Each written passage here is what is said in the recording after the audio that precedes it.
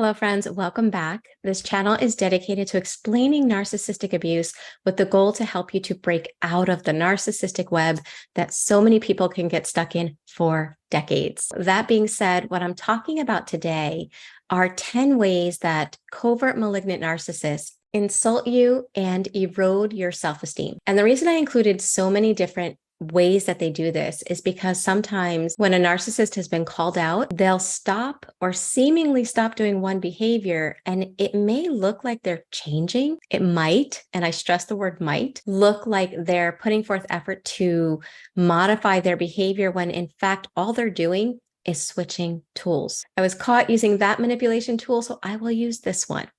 And so we want to really understand the ways that they do this, but I'm not going to lie.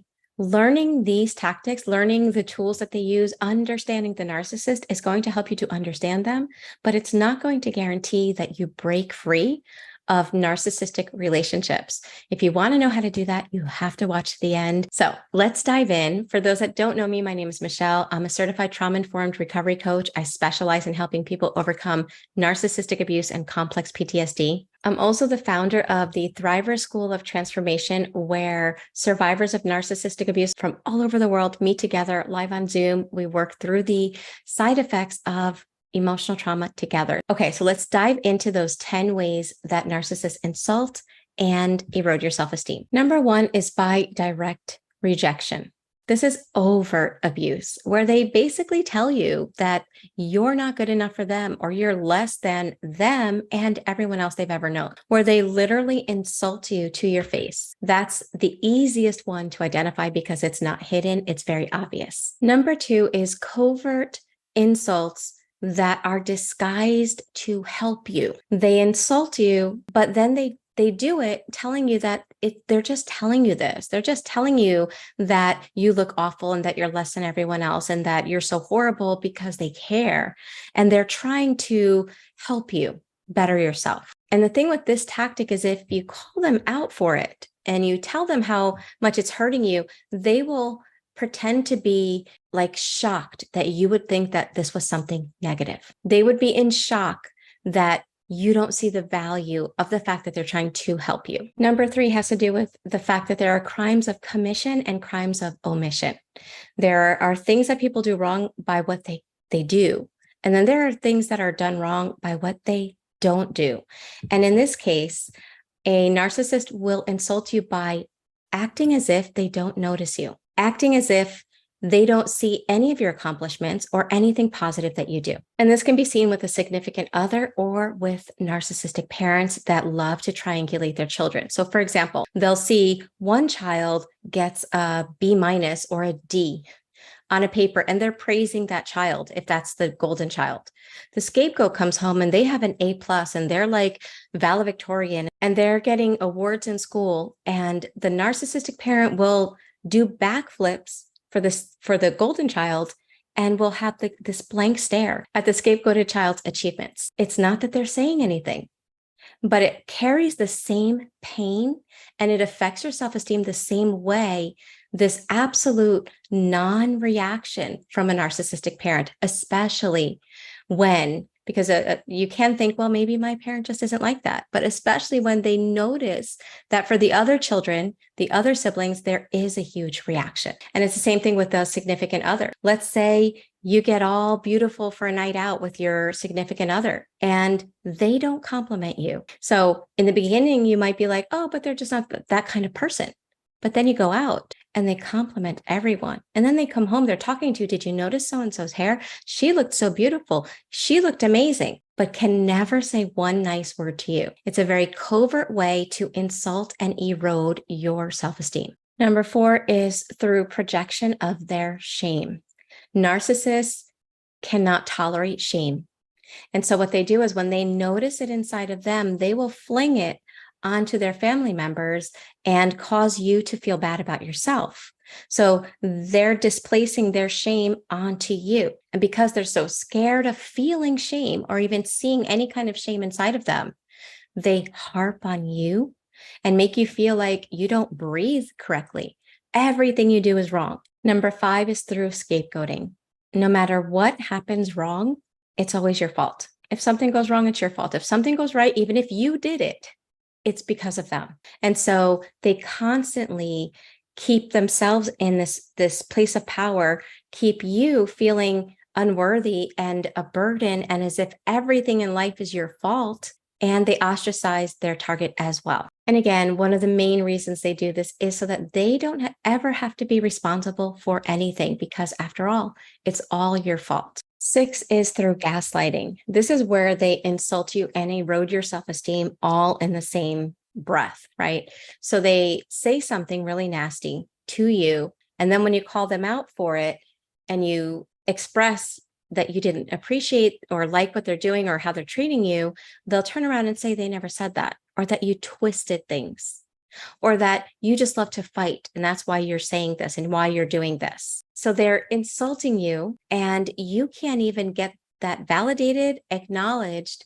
And in fact, you wind up questioning yourself at the end of it, because when they do deny it, when they say that they never said anything, they speak with such confidence that it causes you to doubt yourself. And when we doubt ourselves, our connection to self erodes, our self-esteem, our self-identity all gets weak. Number 7 is how they are always one-upping you, whether it's with them, right? You do something, but they could do it better. Yeah, you did it okay, but when they do it, everything's more amazing. Or in a family dynamics, in a narcissistic family dynamics, narcissists love to do this with outsiders or with other members of the family. And it's all with the goal to make you keep trying harder to please them. So for example, I knew in one narcissistic family, the mother would say things like, oh, my sister's kids, if she tells them to jump, they jump. They do so much for her. They are amazing. I wish I had kids like that.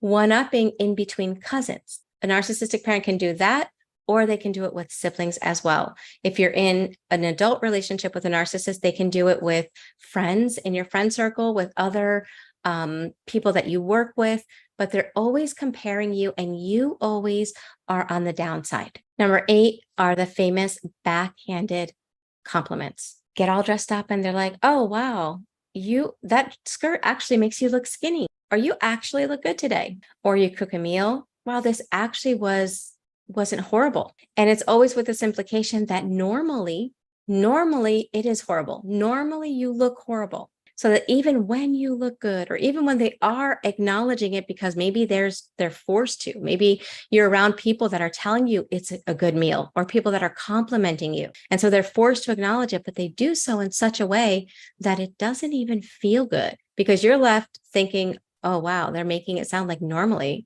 I'm horrible. Number 9 is when they act bored when you're speaking. So you're talking and suddenly they'll start yawning, or it's almost like they're falling asleep right before your eyes.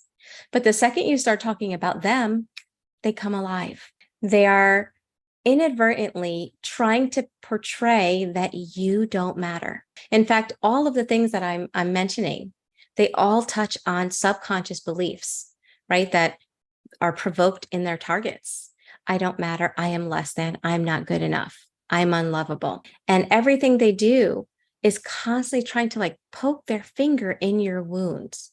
But this is one you see a lot of, where when you have something to say, it's like this, they're in slow motion. Somebody hit like a slow motion button on them, and they only come alive when it's about them. And number 10, not that this is an all-inclusive list, but number 10 is when they give you the silent treatment. Let's say you stand firm with your boundary. Let's say you call them out for their manipulative, abusive behavior, and they have no way out of it. They will act as if you are dead. When you're in the silent treatment with somebody that you live with, a significant other or a parent, you feel like the living dead. They will not acknowledge you. And what an insult, right? It's basically saying that you're not worth my acknowledging of your existence. And when you are on the receiving end of the silent treatment and you don't understand these dynamics, again, it touches on the core wounds that are most painful for you. It is emotional torture. So when you think of all of those 10 different things, and I know in my case, sadly, the few narcissists that I had close relationships with did all 10 of them, not just one or two, did all 10 of them. And I'd be curious to know in your case, how many were done in your experience with the narcissist? And is it any wonder? Is it any wonder that we wind up with complex PTSD after narcissistic relationships? Looking at all of those manipulation tactics, imagine, actually, we don't have to imagine. If you're watching my video, you don't have to imagine living with somebody that is doing that to you 24/7. It's no wonder our nervous system is a mess. It's no wonder we're dealing with complex trauma symptoms. And so this is where, at this point, it's not about learning more about identifying how many things they do. Like I said in the beginning, we can learn about all the things they do to manipulate, to insult, to psychologically twist you up from the inside out. We can memorize those things. We can watch these videos over and over and over again. And it doesn't mean that we're not going to fall for another narcissist, because what happens as a result of these relationships, and because most of us had these dynamics at some point in our childhood, there is an inner template that we have that is filled with subconscious limiting beliefs that actually cause us to reenact relationships with narcissists. This is where things like limerence kick on, which, by the way, that's a whole nother video. The thing with our subconscious beliefs are when we're around somebody that reminds our subconscious of maybe a caregiver that we have a relationship with that was rocky, that we never felt resolved in that relationship. Well, our subconscious mind wakes up and it's like, ooh, this is similar. So this is another opportunity to get it right. And so every fiber in our body will be pushing us to try to make it work.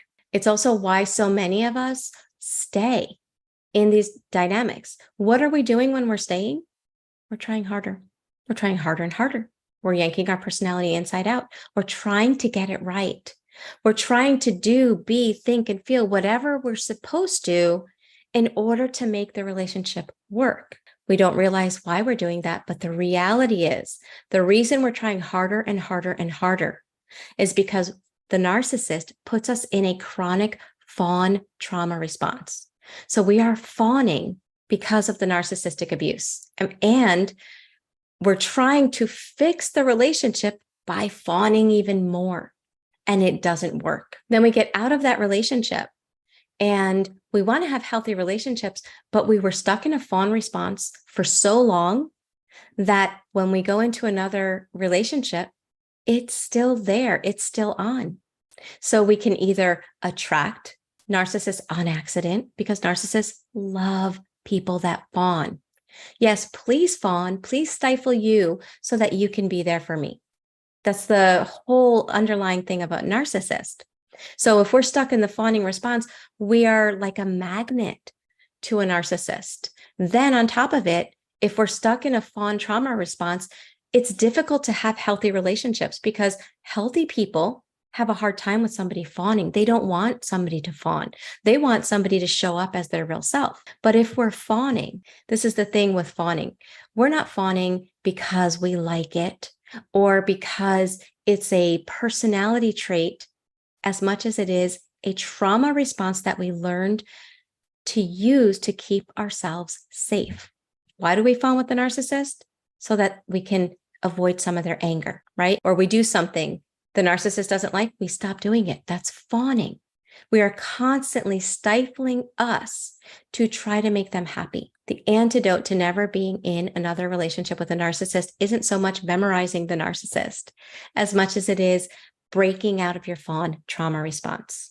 I read a comment in one of my videos recently, and the person put in that video, they were like, I'm so tired of it. I'm learning, and I'm still stuck in these relationships, and I'm still finding myself surrounded by these people. And again, the reason is because it's not about learning about the narcissist that helps you to break out of that.